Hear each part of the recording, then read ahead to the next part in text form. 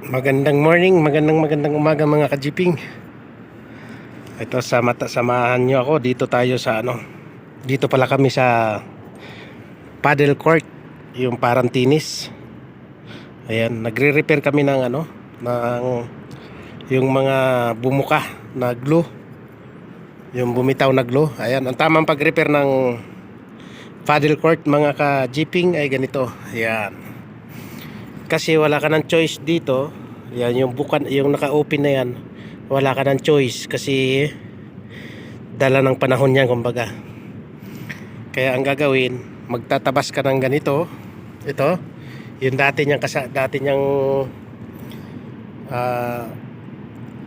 dati niya na sobra dito. Ayan, ganyan ang kulay niyan dati mga ka-jeeping. Yan, ganyan siya.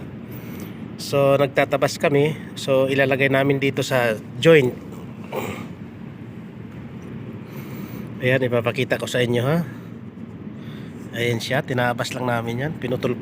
Tinabas galing dito. Ayan. Tapos ang paglagay niyan mga ka-jeeping, ganito lang. Ayan, ganyan. Charing. Lagyan mo muna ng glue.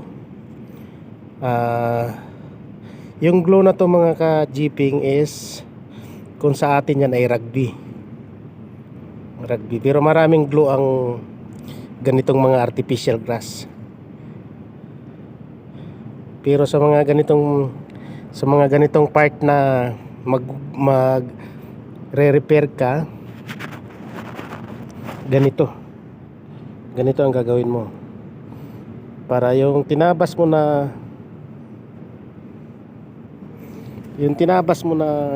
artificial grass, siya ang magdudugtong sa joint niya.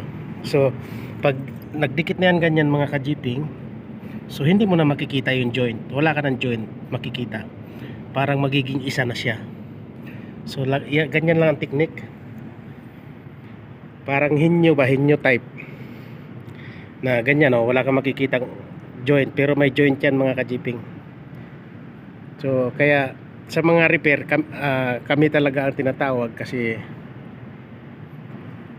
tayo ang pinaka the best pagdating sa mga repairing. Kasi marami tayong paraan. Kasi ang isang trabaho 24 pamamaraan ang mayroon yan. Pag hindi umubra isa, dalawa. Pag hindi umubra dalawa, tatlo. Hanggang 24 pamamaraan mga ka-jeeping. Kaya kung mapapansin nyo, ang daming paraan sa trabaho. So kung marami kang experience, marami kang paraan. Doon lang magkakatalo yan. Kumbaga daig talaga ang maaga ng masipag. Kasi kahit maaga ka, kung hindi ka naman masipag, wala ring patutunguhan yon.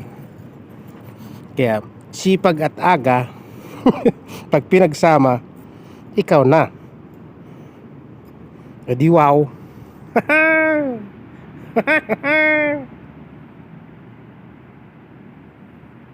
Ayan. Repair lang sa umaga.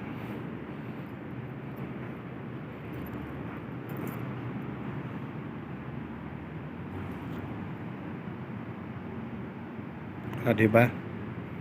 Ang ganda. Ang ganda niya. Yan, yung ganyan mga ka-jeeping. Ganon ang paraan yan pag nag-repair.